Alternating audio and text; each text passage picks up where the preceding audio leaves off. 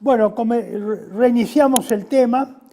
Les decía que la independencia política de las Provincias Unidas del Río de la Plata,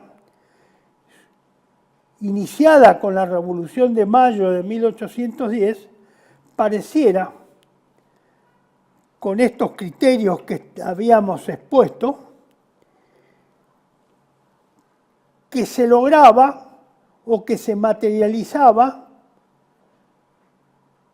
al precio de la dependencia o al costo de la dependencia económica. Miren, les recomiendo estos dos libros que son clásicos del revisionismo, porque obviamente normalmente los historiadores liberales no tocan estos temas, de dos muy buenos autores, muy buenos trabajos. Son en general trabajos breves, no son muy extensos. Las guerras civiles argentinas de Juan Álvarez, y el otro es del año 42, 43, y el otro es la defensa y pérdida de nuestra independencia económica, de José María Rosa, también de esos mismos años, entre el 41 y el 43. Son dos libros excelentes que tratan precisamente estos temas con un gran aporte de bibliografía documental, que es lo bueno que tiene. No se trata de ideas o de teorías, sino de hechos relacionados con nuestra propia historia, con nuestra propia experiencia, y que nosotros hoy deberíamos, con lo que está pasando en el país, tenerlo muy bien memorizado eso, tenerlo al toque, estas experiencias. No es una experiencia que no nos viene ni nos va, es una experiencia que debemos sacar para no volver a incurrir en esta tragedia que pareciera que estamos por entrar. Es la que nos faltaba, en esa no estaba todavía planteado la tragedia argentina en términos de confrontación entre Estado nacional y Estados provinciales. Hemos entrado ahora, el señor Milei nos ha metido en esto. Obviamente, las causas se remontan al desmanejo económico financiero que hizo el país por las teorías liberales a lo largo de todos estos años, y sobre todo y principalmente por el endeudamiento esclavizador en que hemos caído a partir del año 1976, donde se ha aplicado sistemáticamente la cultura de la deuda y del endeudamiento. Yo les pido, compatriotas, queridos argentinos, ustedes que todavía tienen, la mayoría de ustedes, mucho por delante, vean estas dos obras, vean cómo hemos pasado una tragedia que ha costado miles de muertos.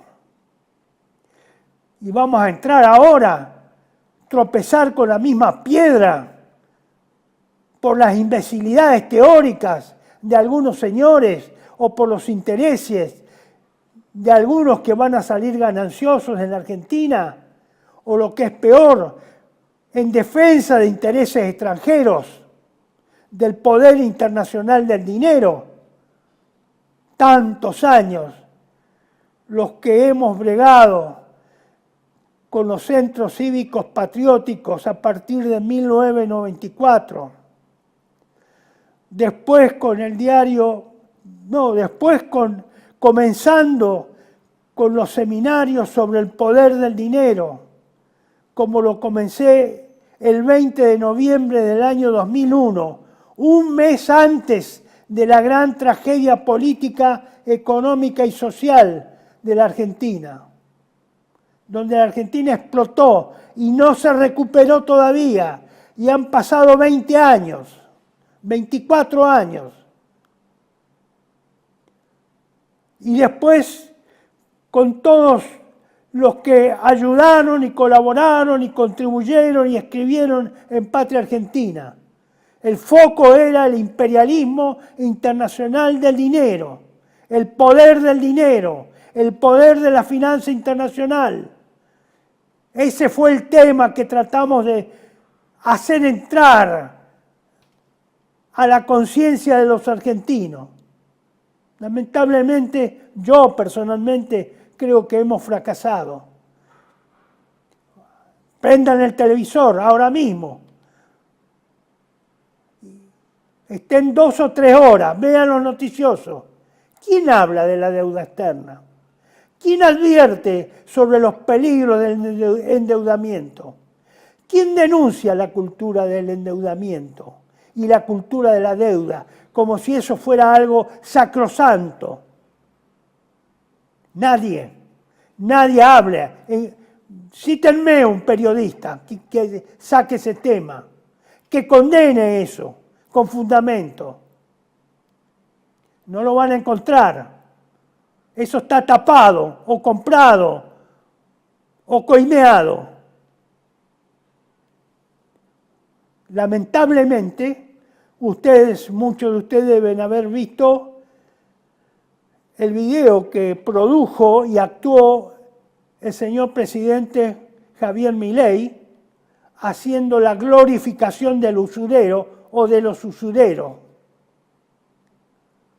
Eso es el extremo de todo. Nunca vi, con toda la bibliografía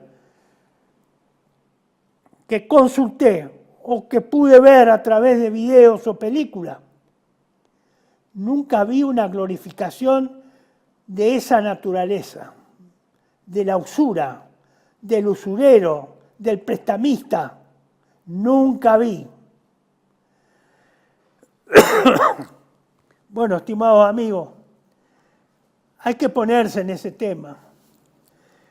Y hay que encontrar, especialmente los más jóvenes que tienen inquietudes, o que uno piensa que podrían tener inquietudes, que rumbeen para ese tema, que es esencial, porque acá se ha plantado en el alma colectiva de los argentinos que la deuda y el endeudamiento es parte de la cultura nacional. Error, grave error. La deuda es un instrumento de esclavización de los pueblos.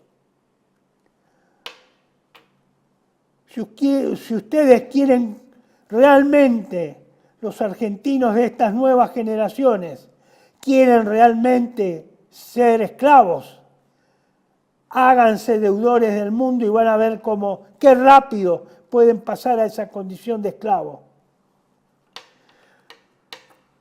Yo les decía, si volvemos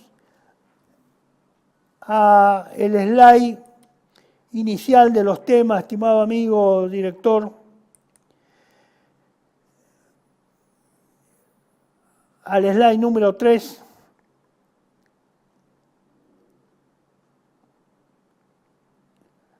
lo encontró, ahí está. El otro tema que nos toca mencionar, porque algo hemos expresado anteriormente, es el punto 4. En el punto 4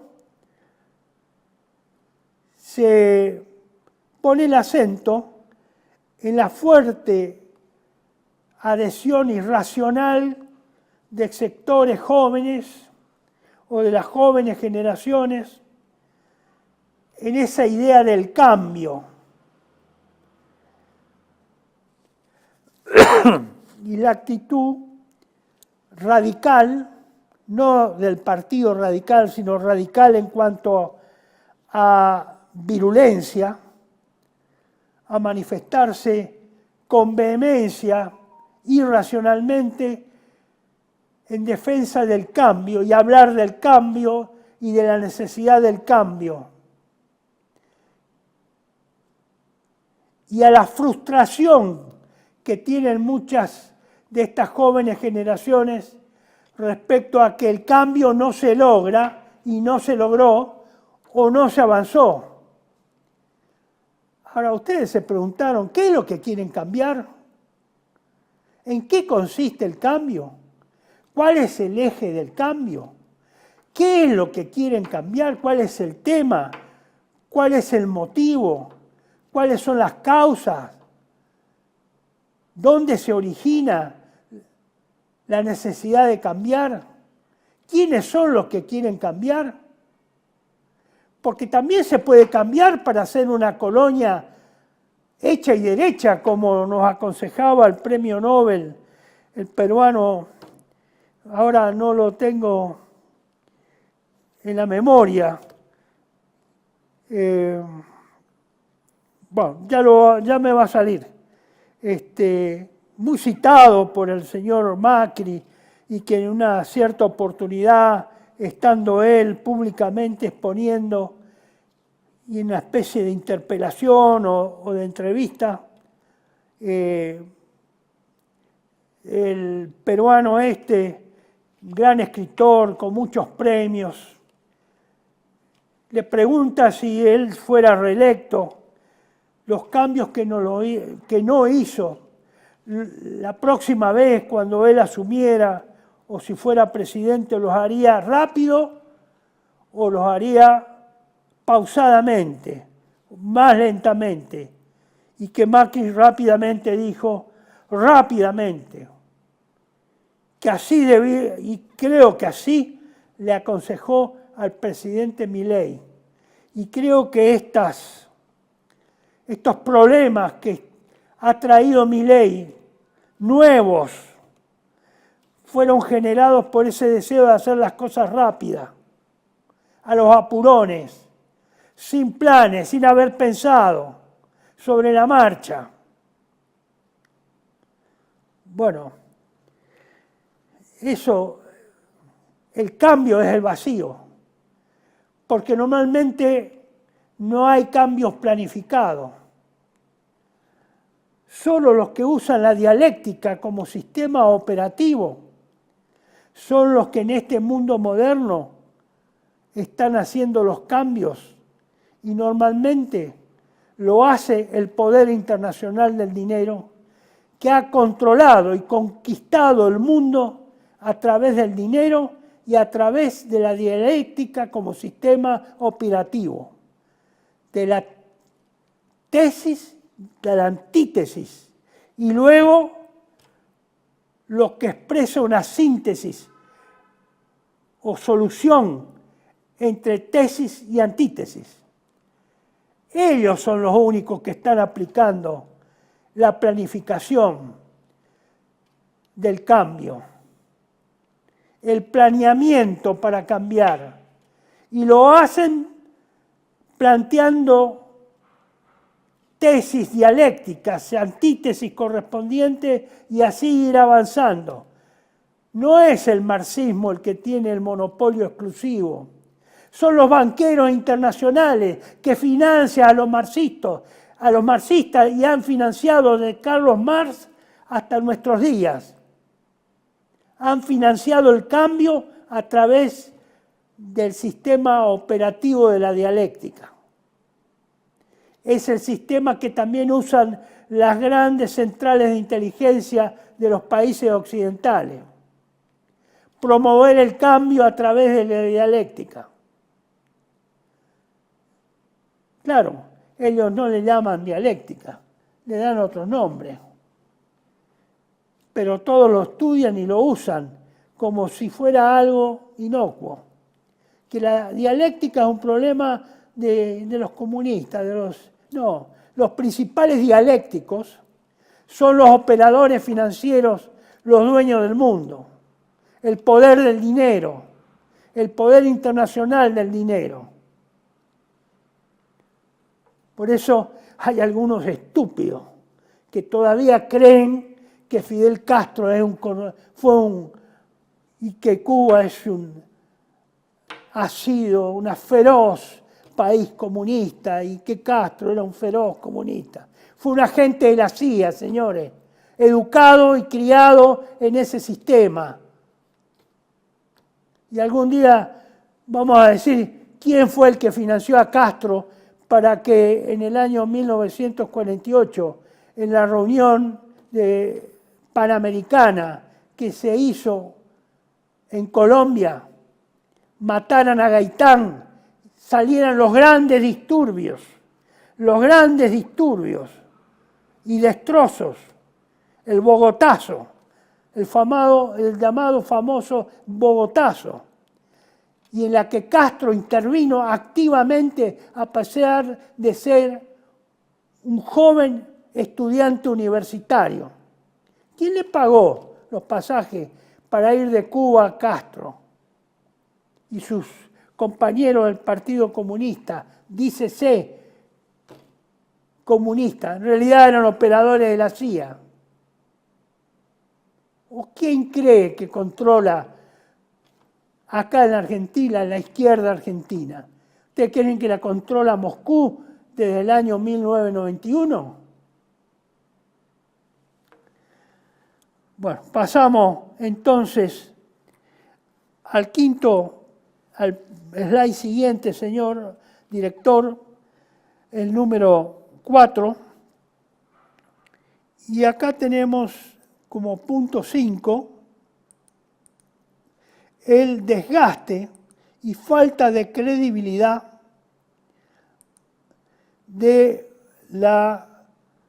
en el sistema político a través de la grave distorsión de la ficción democrática. Esto es muy importante desarrollarlo, porque todavía seguimos con esto. Este es parte de la dialéctica. El sistema político es parte de la dialéctica. Este problema de desgaste y falta de credibilidad, falta de apoyo al sistema político de los ciudadanos que practican una democracia, pero no es la democracia que nos enseñaron, ni es la que en el año 83 tanta laraca hacían y que hoy se pavonean todos, de izquierda a derecha. La democracia que hemos conquistado. ¿Qué democracia conquistaron? ¿Cuándo conquistaron la democracia? Ah, sí. A partir de 1983 y de la democracia la conquistaron. Se conquistó en la Argentina a cambio o como consecuencia de la derrota de Malvinas. Sí, eso es cierto. Eso es cierto. Así es. La democracia vino con la derrota de Malvinas, lo que llaman ahora democracia. Y especialmente esta democracia que se inauguró lentamente con algunos condimentos que inició Alfonsín, lo fue profundizando también en los años sucesivos a Alfonsín y le terminó reventando otra de las grandes crisis argentinas en 1989 con la hiperinflación. Sí, esa es la democracia que ganamos. Y Di Tella lo dice y es reconocido. El triunfo inglés nos dio la democracia. A ellos tienen que ir a agradecerles, señores demócratas argentinos, al poder militar inglés que nos venció en Malvinas. Ellos trajeron la democracia. No lo trajeron los subversivos, lo trajeron los ingleses la democracia. Con la derrota argentina, gracias a la derrota argentina, un detallecito. Parecido más o menos, no va a ser la última vez tampoco, ¿no? Con el espíritu cipayo que tenemos, no va a ser la última.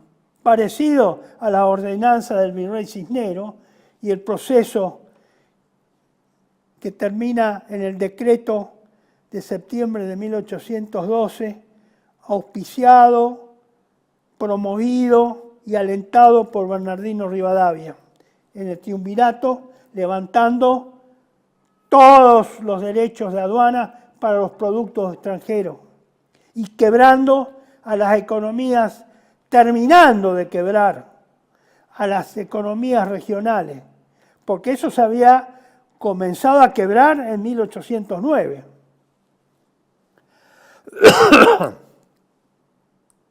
Bueno, vayamos a este problema en el slide 10, señor director, los espacios políticos y la representación, que es el tema de esa supuesta ficción democrática. Los partidos políticos históricos, por si alguno no se dio cuenta, y que creen que existe, yo les digo que dejaron de existir hace rato y fueron reemplazados por lo que se llaman espacios políticos y que todos los días los medios de comunicación del sistema los mencionan. Ellos reemplazaron partidos políticos que no existen, no funcionan, y los reemplazaron por espacios que son rejuntados. Los espacios políticos son rejuntados políticos de personas que dicen que fueron o que son peronistas, que son radicales, que son de ex UCD, que son liberales, es decir, que son de izquierda. Los espacios hay izquierda y derecha, como había los partidos, pero los partidos tenían un tronco común en común. No, los espacios no tienen prácticamente nada en común. Prácticamente nada. Son superficialidades las que tienen en común. Como ahí tienen que convivir de la izquierda a la derecha y no tienen que ser precisos en qué coinciden. Son todas generalidades. Realmente lo único que permaneció inalterable como institución permanente no fueron los partidos políticos. Sí fue la masonería internacional con sus sucursales internas, sus logias dentro del país. Eso sí, permaneció inalterable, ahí no se cambió, ahí no hay cambio. Ahí no cambia. Ellos practican constantemente la dialéctica como sistema operativo. Es el alma mater ese asunto. Déjeme, señor director, este slide, o si usted quiere reducirlo, así lo seguimos. Los espacios políticos incluyen amplias alianzas de pseudos partidos, ya que ninguno se ajusta estrictamente a las normas que regularon su existencia inicialmente. No tienen nada que ver con los partidos políticos. Por eso ustedes ven que una de las alianzas es Unión por la Patria, el kirchnerismo, que lidera esa alianza y donde hay de izquierda y también algunos de derecha, pero una izquierda kirchnerista, que en realidad tiene poca identificación ideológica y doctrinal con lo que fue alguna vez el peronismo y que hoy no existe. Discúlpeme que tenga que hacer esta diferenciación, pero me veo obligado a hacerlo, porque estoy hablando y tengo que hablar también no solo de la derecha, no del cambio o de los liberales, sino también de todos los que participan en la ficción política y democrática, y uno de los cuales también es la alianza, la Unión por la Patria. Sí, mucha patria, pero es una unión que no tiene nada que ver con la El kirchnerismo no tiene nada que ver, es una ideología nueva, modificada de izquierda, con remiendos de todos lados y del peronismo y los símbolos y esto y lo otro. Sí, sí, todo es así, una mezcla. Nada es definido. Nadie es fanático de nada, salvo algunos o un sector de determinadas personas vivientes. Estos candidatos de los espacios políticos, ninguno ha sido electo por los afiliados de los respectivos partidos, sino que han sido seleccionados a dedo y colocados arbitrariamente en un orden dentro de una lista.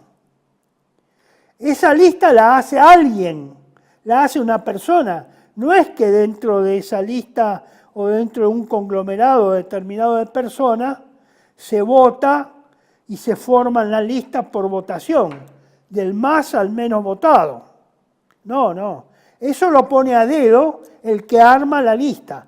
Puede ser dentro de un espacio que haya 2 o 3 listas como hubo ahora en las últimas PASO. Es decir, que 2 o 3 que hacen lista, ellos ponen, no que cada lista es el producto de una elección de ese conglomerado o que los representa. No, el que hace la lista los coloca en la lista y les da el orden, que el orden puede ser o porque ponen dinero para la campaña o porque son muy amigos del líder que armó la lista o porque tienen algún entuerto con el líder o el líder o han prometido algo al líder de esa lista o al hacedor de esa lista. No porque fueron electos. No, no es así. Y si alguno cree que es así y que eso es una democracia, hacer listas dentro de una misma alianza o de un mismo espacio, no, eso es que alguien se pone a hacer lista, tiene dinero después o va a conseguir dinero para hacer una campaña y entonces pone una lista de presentables o que él cree de presentables y algunos escapados que son por favores o cuestiones personales del líder. O colaboradores, 2 o 3 colaboradores del líder que van a seguir participando. Pero eso no es democracia. Eso no es que el pueblo participa de la elección. Después se gana la interna o de entre esas listas sale uno que triunfa y bueno, proporcionalmente ponen los candidatos. Cada una de esas listas salió de la voluntad de uno que hizo la lista, no de la totalidad de ese agrupamiento o de ese conglomerado político. Están mintiendo y la gente participa gustosa de la mentira, porque yo creo que aún habiéndose perdido el sentido común y la mala educación de la Argentina, creo que el hombre normal, aunque sea analfabeto, tiene la capacidad, el conocimiento empírico, la inteligencia empírica, el razonamiento empírico para darse cuenta de que eso no es la democracia. No se dan cuenta. Bueno, lo lamento mucho por los que no tengan ese conocimiento empírico. Estaríamos muy mal si no lo tienen.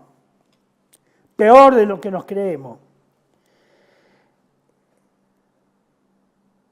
En este caso, ya sea el jefe de lista, o el cabeza de lista, o el jefe de partido que hizo la lista, en ese caso, el pueblo no vota.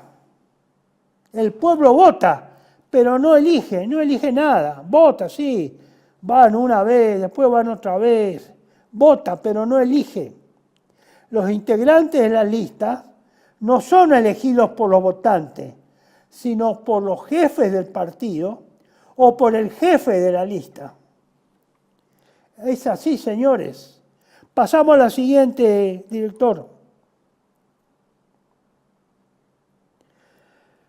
En síntesis, no representan esa gente que fue votada pero no elegida, no representan a los electores. No los representan a los electores ni a la sociedad civil, ni el régimen político resultante. Todo está amañado, todo está trabajado por voluntades individuales que no consultaron a nadie para hacer las listas. Salieron las listas, sí, después votaron, sí, votaron, pero no eligieron, no fueron elegidas.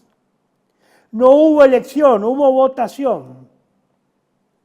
Votaron una lista, eligieron una lista, pero no a cada uno de los elegidos no salió por voluntad de una mayoría.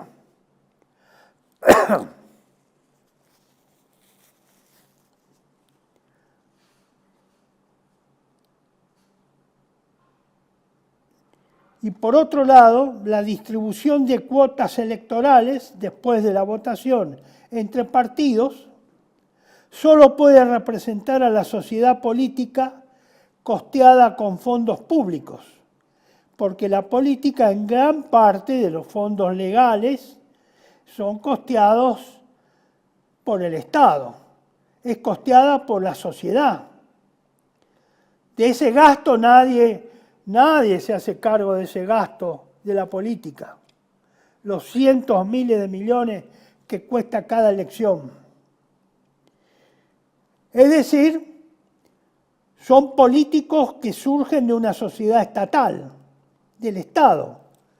El señor Milei es un político que emergió de un partido político que formó parte de los partidos políticos que fueron financiados por el Estado y de cuyo dinero el señor Milei también se valió para gastar un gasto inútil, estúpido, una ficción, él y todos los que participaron. Por eso, quede bien claro, no se vota a diputados de los electores del pueblo o de la sociedad, sino a puros delegados de los partidos estatales. Y más estatal que los partidos en la Argentina no hay, porque usted no puede presentarse como partido político si quiere.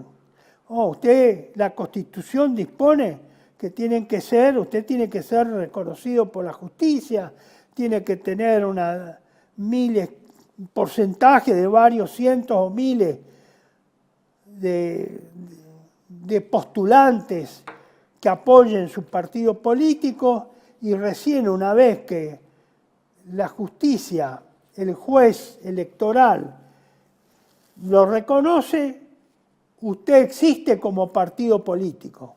Si no, no existe. No es que cualquiera pueda hacer un partido político y se hace con gente de buena voluntad y con eso basta. No, en principio para hacer ese trámite de reconocimiento del partido político se necesita dinero, porque hay que movilizar gente que recoja la firma, que después esas firmas sean constatadas por el juez, probablemente yendo al juzgado algunos cientos o miles. En fin, hay toda una serie de requisitos que requieren plata. Dicen que no hay plata, no hay plata. Para la ficción democrática sí hay plata, porque el sistema armado, pseudo-democrático, funciona así, con la plata del Estado. Todos, gobernantes y gobernados, apuntalan la colosal mentira de llamar legislativas en el caso de elecciones legislativas, a estas burocráticas elecciones administrativas para cubrir puestos de relieve en el Estado, de llamar representantes del pueblo a simples delegados de partidos, de llamar separación de poderes a la simple separación de funciones públicas entre personas de una misma obediencia de partido. Si usted pasa a la siguiente, a la número 12, el slide número 12, señor director, ustedes podrán ver la continuación que habíamos expresado. Es decir, repito nuevamente para que no se pierda el hilo, todos, gobernantes y gobernados, apuntalan la colosal mentira de llamar legislativas o presidenciales a las burocráticas elecciones administrativas para cubrir puestos de relieve en el Estado, de llamar representantes del pueblo a simples delegados de partidos, de llamar separación de poderes a la simple separación de funciones públicas entre personas de una misma obediencia de partido, de llamar democracia representativa a esta degenerada oligarquía estatal, porque los partidos constituyen, así como están siendo constituidos, y particularmente en nuestro país, una oligarquía estatal. Es así. No se enojen, es así. En última instancia, este procedimiento, se trata de una estafa moral y a la fe pública de millones de ciudadanos que desconocen absolutamente todo respecto a este mecanismo tramposo, creyendo falsamente de que son soberanos y de que participan de un acto democrático, cuando en realidad se trata de una farsa oligárquica y autoritaria, porque usted tiene la obligación de ir a votarlos a estos personajes.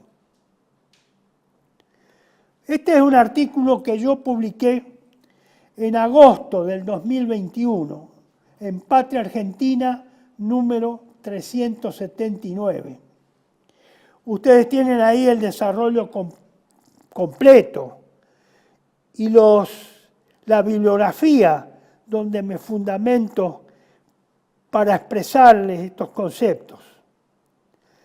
En última instancia, amigos, esto es una farsa, es una real farsa.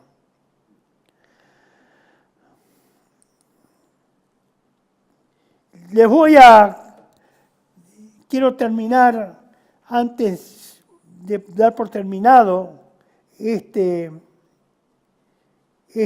sesión de la otra campana, número 15, hablarle de un problema muy importante y que tiene relación, por eso me voy a extender unos minutos más de lo debido.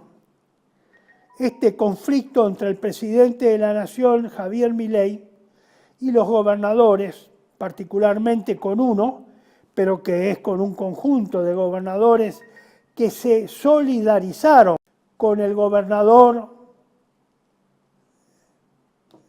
de Chubut, que son los gobernadores de la Patagonia, y algunos otros que también se solidarizaron con el gobernador Torre de la Patagonia. Ya el conflicto del gobernador, de la transferencia de partida automática que le correspondía por la coparticipación y que fue cobrada en parte por el gobierno nacional, sacada de esa coparticipación, cobrada en directo por el gobierno nacional, sin esperar a que lo transfiriera el gobierno de Chubut, esto estaría salvado por la sentencia judicial que ordena al poder político o al poder federal, al gobierno nacional, a dejar a partir del próximo mes, es decir, de marzo de este año, a dejar sin efecto el cobro de esa deuda en forma compulsiva y directa al gobierno de Chubut, con lo cual el problema teóricamente estaría resuelto si después todas las instancias de las justicias superiores dictaminan de igual forma o sentencian de igual forma. Pero vaya a saber si las instancias superiores vuelven a aprobar la sentencia de la instancia inferior del juez federal de Chubut. Entonces acá hay latente un conflicto. Sí, aparentemente está solucionado a partir de marzo. Si el gobierno federal cumple. A partir de marzo está aprobado. Está solucionado. Hasta que una nueva instancia o confirme la sentencia o la deniegue o la rechace. Con lo cual, no sé, creo que otra vez vuelva a plantearse esta situación. Por eso yo quería hablar de un tema que en su momento, creo que a fines del año, sí creo que fue a fines de los años 30, que el gran filósofo Ortega y Gasset, y sociólogo más que filósofo, escribió un libro que se llama La España invertebrada, y que yo lo comento acá porque lo he comentado varias veces, he reiterado esa opinión tomada de Ortega y Gasset, que deberíamos también hacer un símil con la situación argentina, ya que mucho de lo que en su momento, casi hace 100 años, si no ya hacen 100,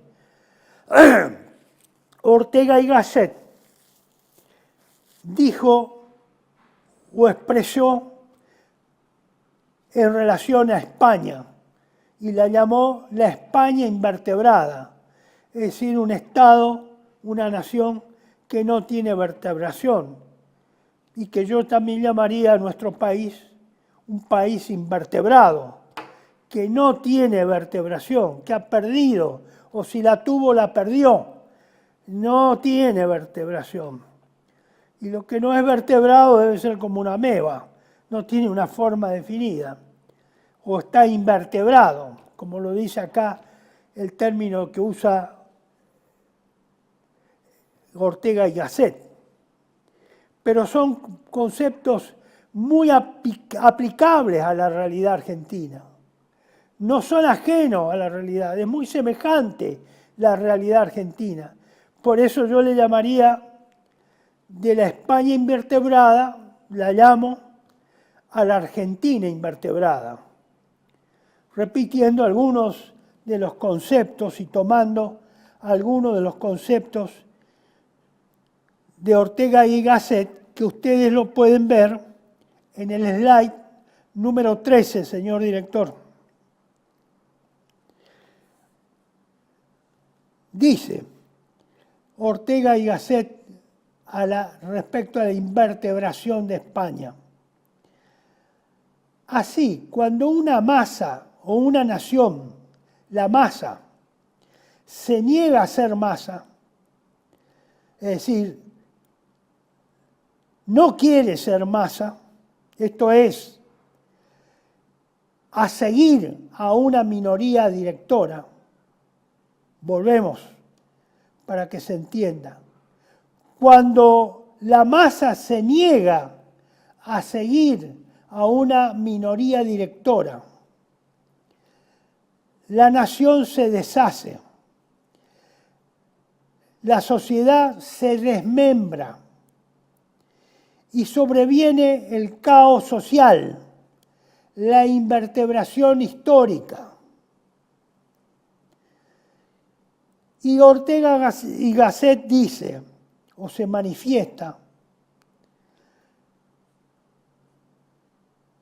señalando que la insubordinación espiritual de las masas contra toda minoría eminente, vuelvo a repetir, la insubordinación de las masas, espiritual de las masas, contra toda minoría eminente, y en consecuencia se asiste al deprimente espectáculo de que los peores, que son los más, se revuelven frenéticamente contra los mejores. En tal sentido, considera que no habrá ruta posible para salir de tal situación, porque negándose la masa a lo que es su biológica misión, esto es, seguir a los mejores, no aceptará ni escuchará las opiniones de estos, y solo triunfarán en el ambiente colectivo las opiniones de las masas, siempre inconexas, desacertadas y pueriles. Yo le pido que ustedes déjenlo en este tamaño, señor director, lo vuelvan a retomar desde el slide anterior, donde hemos comenzado con este tema, porque puede ser que no se entienda bien. Por eso, vale la pena que hagamos una vueltita mínima hacia atrás. Y Ortega y Gasset se está refiriendo a la insubordinación espiritual de las masas contra toda minoría eminente. No vayan a creer que la minoría eminente es la que elegimos o se eligen en todas las naciones o estados en la actualidad, porque el procedimiento del régimen democrático y de la ficción democrática es la misma en todos los lugares. No, eso no es una minoría eminente. Esos que elegimos no es una minoría eminente. Eso es una minoría seleccionada por algún puntero, por algún líder o por algún jefe de partido que hizo la lista y después tuvo suerte, hicieron campaña, tuvieron dinero, hicieron buena propaganda, salieron mucho por la televisión y ganó la elección. Eso no es minoría eminente. Eso es masa también.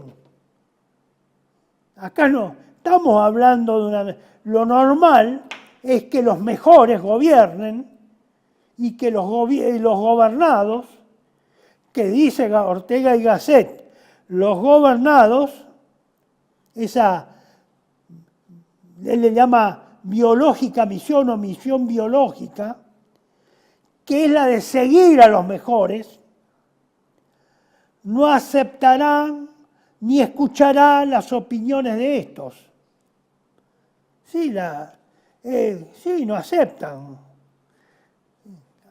Los mejores es lo que los señores Macri, señores Milei, los de Juntos por el Cambio, la alianza para la alianza de Milei, creen que ellos representan esa excelencia, esa aristocracia, esos mejores de la sociedad. No son los mejores, son un rejuntado, igual que el resto que perdió las elecciones. Eso es así. Esas personas de bien de que hablan todo esto y que está de moda, las personas de bien, los otros son los orcos. Bueno, acá la masa son los orcos. Pero esas personas que supuestamente Ortega y Gasset habla, que es la minoría rectora, pero que es rectora por su conocimiento, por su saber, por su excelencia espiritual, moral e intelectual también. Las tres.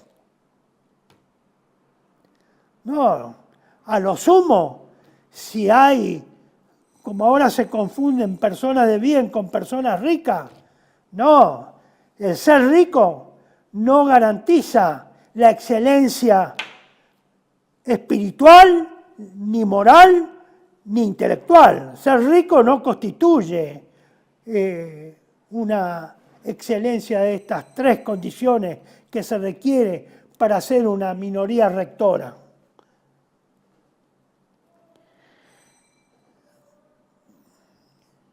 Y es cierto, la masa, estas sociedades de masa en las que vivimos, son siempre inconexas, desacertadas y pueriles. Por eso probablemente, así como eligieron a Milei, podrían haber elegido a Massa, y Massa podría haber hecho más o menos lo mismo que Milei. No por elegir a Massa, esto hubiera sido mucho mejor. Sí, es probable que no haya tenido las improntas personalísimas del señor Milei, ni las conductas extrañas del señor Milei. Sí, otro estilo. Pero nada garantiza que hubiera habido una excelencia espiritual, moral e intelectual respecto a la masa que eligió al señor Milei. Son dos masas, son las mismas. No hay diferencia. Son masas. Ortega y Gasset, si vuelve, señor director, a la número 14. Ortega y Gasset también explica que las épocas de decadencia son las épocas en que la minoría directora de un pueblo, la aristocracia, ha perdido sus cualidades de excelencia, aquellas precisamente que ocasionaron su elevación. Claro, desde que se practica mecánicamente este sistema de selección, no puede haber nunca, excepto una casualidad, excepto una gran casualidad, una extraordinaria coincidencia. Mucha suerte tiene que tener un país para que con el mecanismo de selección que aplica esta ficción democrática podamos tener un gobernante de excelencia, una aristocracia espiritual, moral e intelectual. Pero hay que tener una suerte enorme. Pero eso es la mano de Dios probablemente. Si no, nunca puede haber en ningún lado del mundo eso. Porque esas cualidades de excelencia, el pueblo, la masa, ya no las conoce más, se olvidó de qué eran, de cuál es la excelencia, de qué es lo que mejor le conviene, que es que lo manden los mejores, no los peores. Yo hace unos años decía a este problema tan trágico que es elegir a los mejores.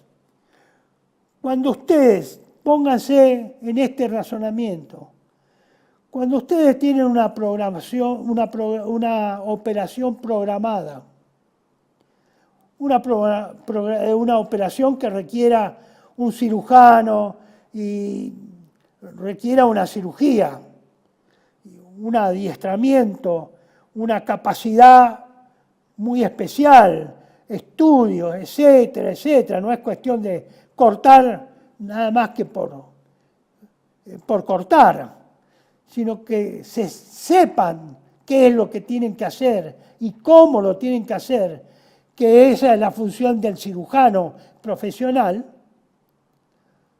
Yo les pregunto, si ustedes tienen una operación programada y pueden elegir el cirujano, ¿a quién van a elegir? ¿Al cirujano que tiene mejores antecedentes teóricos y prácticos? ¿O van a elegir al peor cirujano porque es simpático, porque se ríe, porque dice las cosas de buena manera? ¿A quién van a elegir entre los dos? ¿Al que sabe o al que es simpático, chistoso, amable o que tiene linda cara, o es lindo, o es un tipo agradable, o tiene un tono de voz agradable? ¿A quién van a elegir? Si tienen que elegir y pueden elegir entre un cirujano con excelencia técnica, espiritual, moral e intelectual y técnica, a un cirujano que es bonitón, que es lindo, que es vivo, que es chistoso, que es simpático, que es agradable, que hace sentirse bien al enfermo? Me parece un hombre racional. Y creo que lo normal sería que alguien racional elige al que es mejor, espiritual, moral, intelectual y técnicamente. Es un cirujano, por lo pronto, si no sabe de su capacidad intelectual, pero eso se puede encontrar en internet ahora, a ver, por lo menos la teórica, y en algún lado debe encontrar cuántas operaciones ha hecho para lo que usted necesita, cuántas, qué experiencia tiene, dónde estuvo, en qué hospitales, en qué institutos, en qué clínica, en qué sanatorio. ¿O es nada más que pura fama, puro floreo, pura buena dicción televisiva? ¿O realmente sabe cortar y sabe qué es lo que tiene que hacer en la operación y ante una emergencia que se presente en la operación? ¿A quién elegirían ustedes? Bueno, yo les repito, elegiría el mejor, espiritual, moral, intelectual y técnicamente. Por lo menos técnicamente, que es lo que puedo preguntar y averiguar. Y lo otro lo puedo, consultar en internet, ya que es tan famosa y que a los efectos prácticos podría servir para esto. No se confunda con propaganda, ¿no? Sigue Ortega y Gasset. Contra esa aristocracia ineficaz y corrompida se revela la masa justamente, pero confundiendo las cosas. En vez de sustituirla con otra más virtuosa, tiende a eliminar todo intento aristocrático. En última instancia, en vez de elegir lo mejor, esa masa corrompida, ineficaz, confunde las cosas, se revela. En vez de buscar otro más virtuoso, tiende a eliminar todo intento aristocrático, todo intento de elección de lo mejor, del más bueno, del más excelente, del más capaz. se llega a creer que es posible, dice Ortega y Gasset, la existencia social sin minoría excelente, sin una minoría gobernante excelente. Como esto es positivamente imposible, la nación prosigue acelerando su trayectoria de decadencia. Es decir, en ese intento por no buscar lo mejor, probablemente se encuentre al azar lo peor. Sin seleccionar se encuentre lo peor, cada vez peor, y así sucesivamente, inaugurando un ciclo de decadencia insalvable, que llega un momento que evidentemente la sociedad no lo puede solucionar, porque son todos malos, todos peores, no los mejores. Bueno, por eso acá no hay que confundir popularidad y propaganda o publicidad con lo mejor, con la excelencia. No se debe confundir, son cosas distintas. La excelencia, lo mejor, lo más atinado, lo más criterioso, lo más experimentado. No se debe confundir. La propaganda y la publicidad es una forma de vender o de convencer de que algo es bueno, cuando en realidad puede no serlo. No, la propaganda, la mayor propaganda o publicidad no es igual a mejor. No es igual a mejor. Por eso los mejores, este tipo de mejores que se debe encontrar,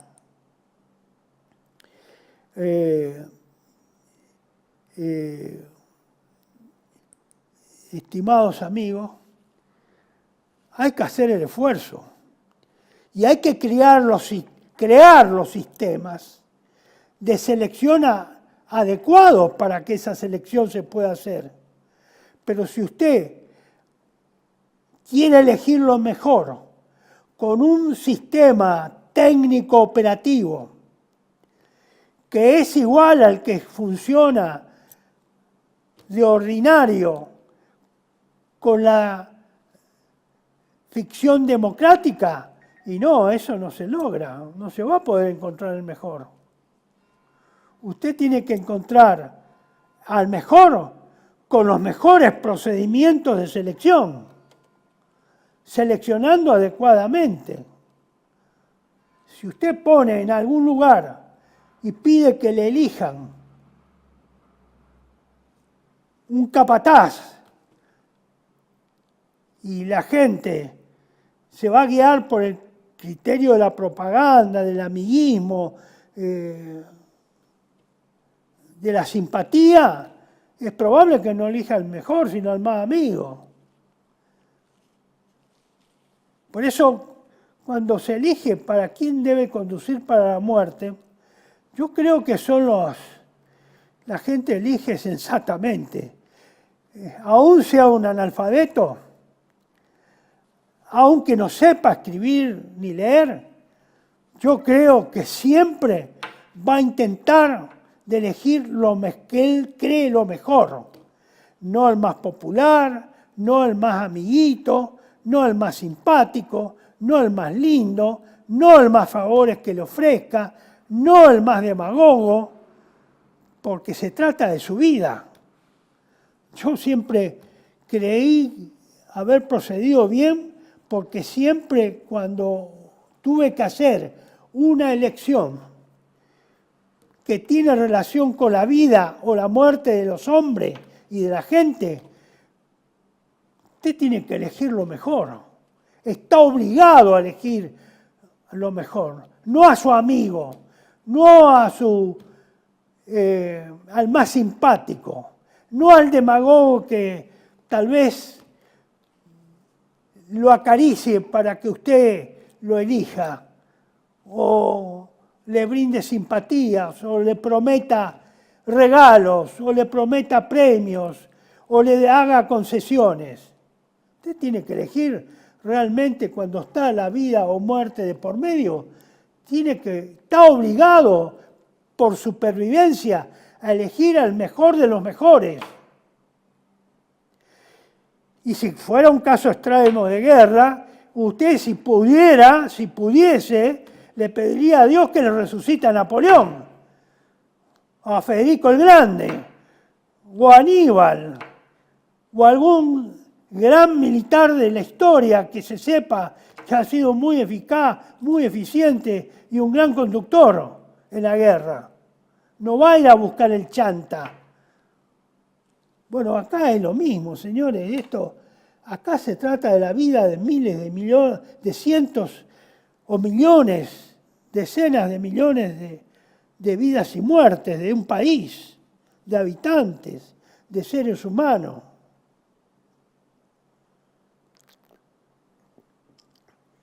Por eso hay que siempre elegir lo mejor.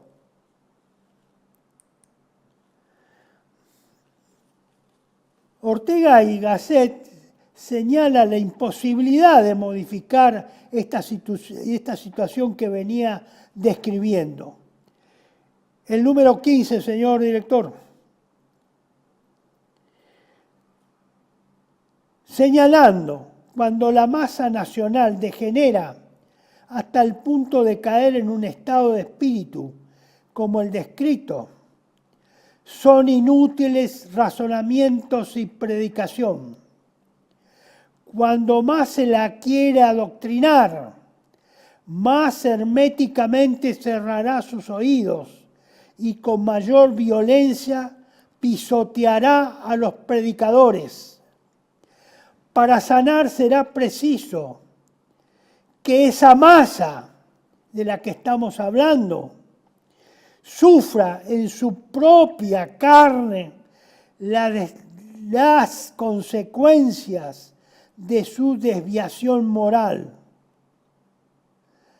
Mire, esto vuelvo a repetirlo, esto hay que repetirlo. Para sanar de todo esto, de los que no quieren escuchar, de los que se cierran, de los que son herméticos, de los que no quieren saber nada con cambiar, que quieren seguir con las mismas prácticas.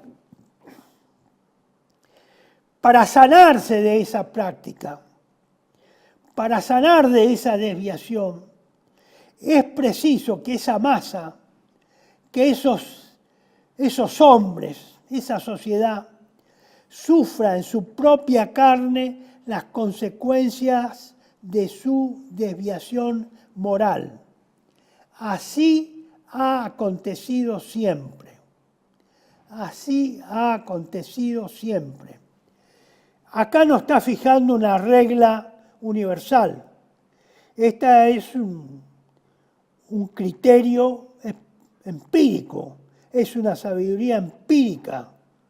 Él no se puso a hacer una estadística de cuándo ocurrió, cuántas veces ocurrió esto, sino esta es una sabiduría empírica, histórica.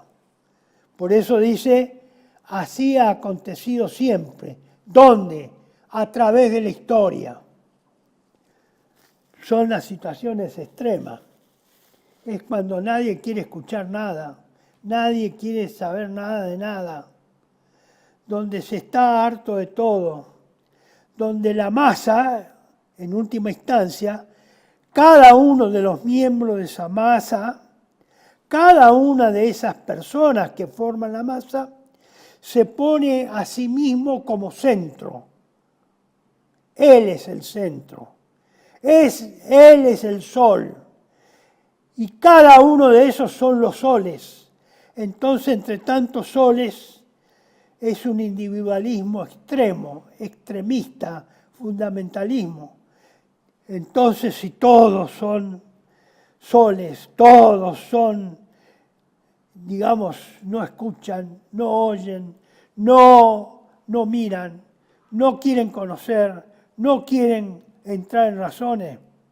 Y evidentemente eso no tiene solución a través de una selección. Eso tiene solución a través de la práctica, de la praxis. Y hay que dejarle, como se dice, que se rompan la cabeza contra la pared. Y él tiene algún pasaje donde se señala esto. Y después que se rompen la cabeza contra la pared, vuelven después para atrás, como no pueden pasar la pared y están golpeados y sangrando. Y bueno, sangrantes vuelven para atrás y se ponen dóciles para escuchar. Por eso finalmente Ortega y Gasset sostiene que inevitablemente las masas fracasan en su experimento. Yo diría que siempre fracasan en ese experimento, pero es necesario que estrellen su cabeza contra la pared. Es necesario que se estrellen contra la pared, porque solo el dolor y el fracaso crean en las masas una actitud de sincera humildad que les hace volver la espalda a todas aquellas ilusiones y teorías anti-aristocráticas. Cesa el rencor contra la minoría eminente y suele iniciarse una nueva época histórica.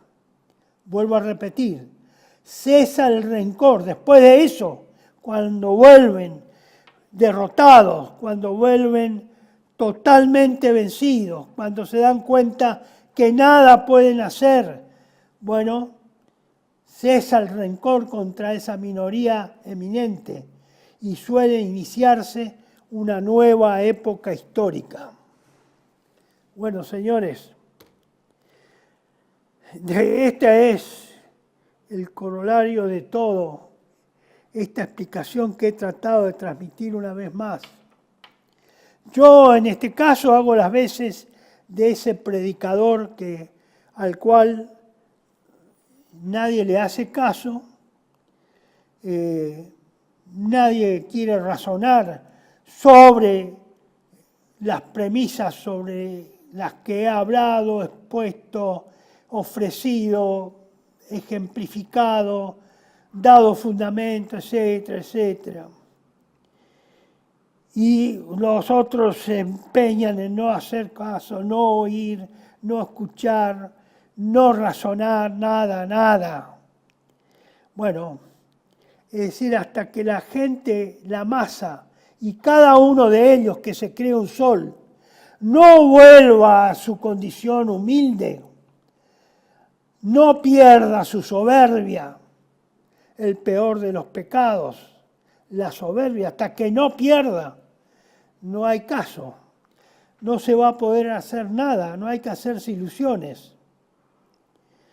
Y teorías contra estas teorías anti-aristocráticas, no se va a tener éxito.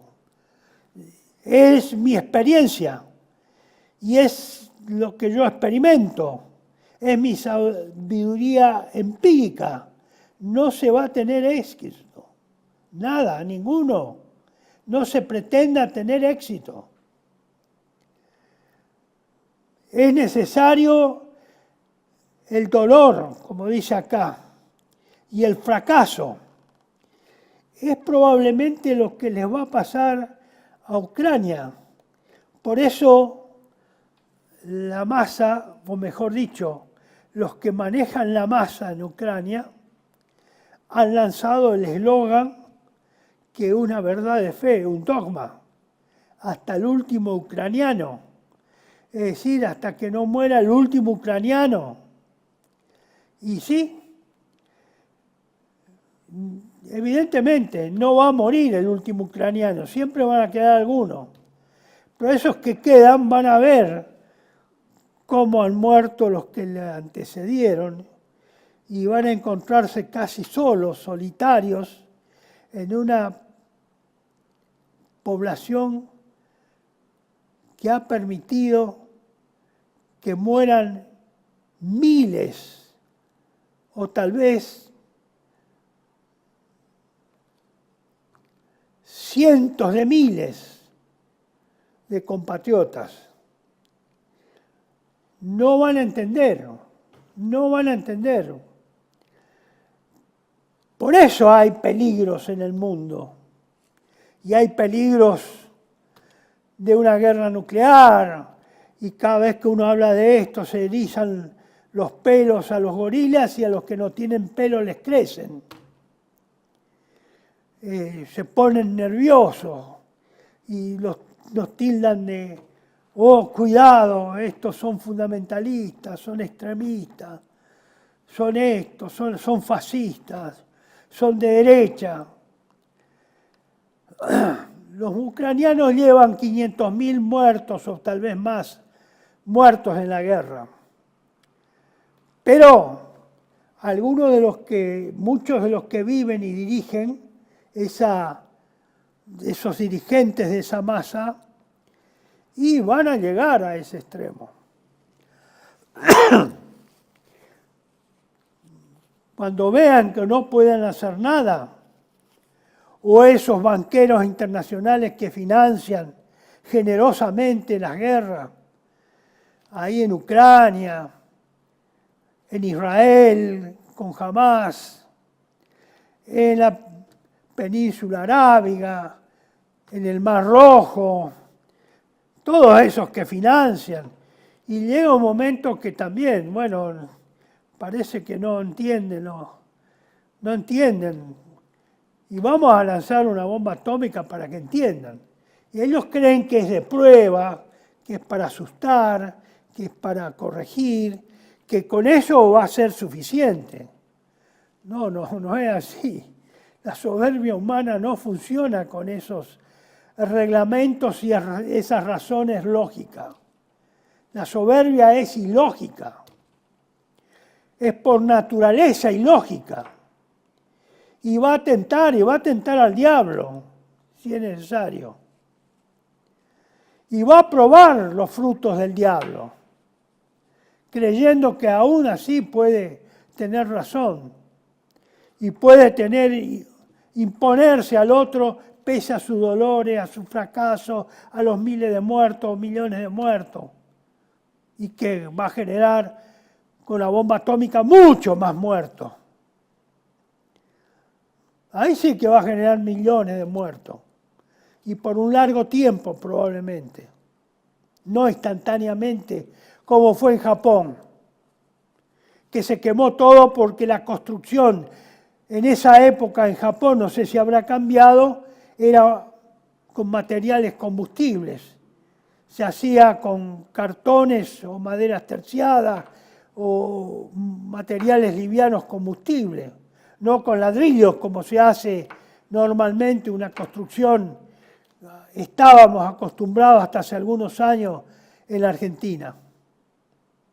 Fue muy inflamable, se incendió todo, porque era muy inflamable el material de construcción. La ciudad estaba construida con una estructura incombustible, la estructura de concreto, pero las paredes, las divisiones, todo eso no era de material plástico como puede ser ahora, pero sí, ¿no? De madera terciada o de maderas livianas o de separaciones o divisiones combustibles hechas o de papel o cartón prensado o una mezcla de madera y cartón.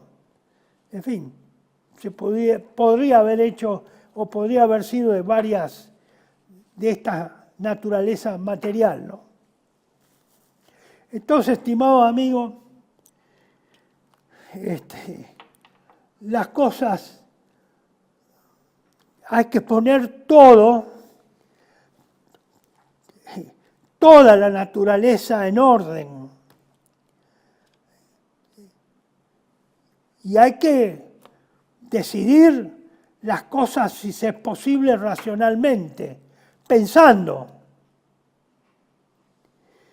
Y los que menos saben, como los que menos aptitudes tienen para determinada profesión, tienen que dar lugar a que sean mandados por los que más saben, los que más aptitudes tienen, más condiciones morales tienen, que no se van a degenerar en una demagogia, no se van a degenerar en oligarquía, en un despotismo, que intelectualmente entran en razones, no con un necio, un estúpido que no entiende razones, un obcecado.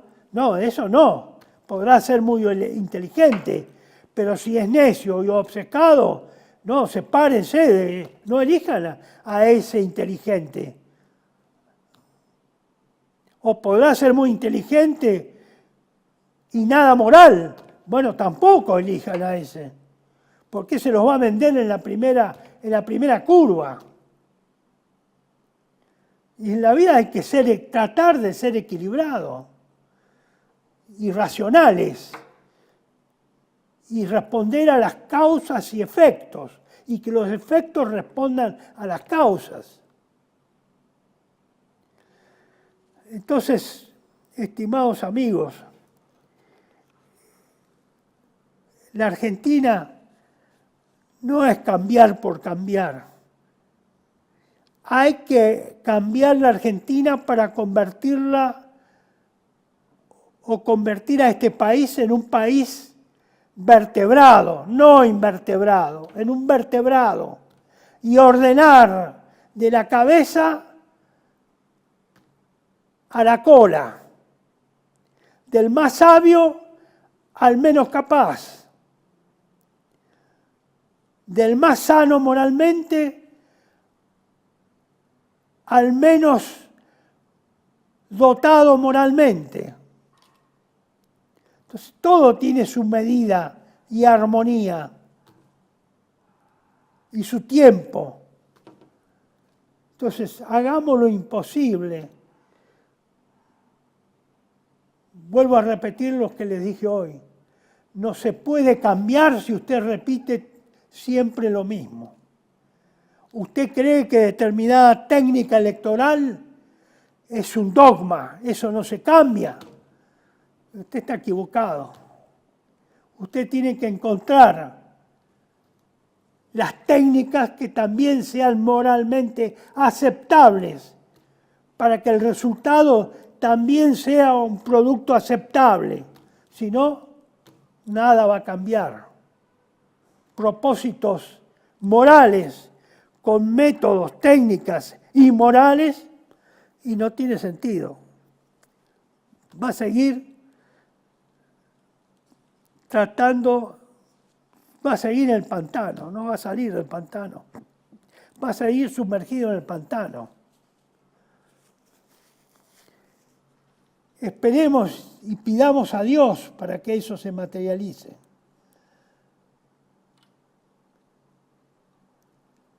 Alguna vez escuchemos a Dios, ya que no se quiere escuchar a los hombres, escuchemos alguna vez la voz sensata de Dios.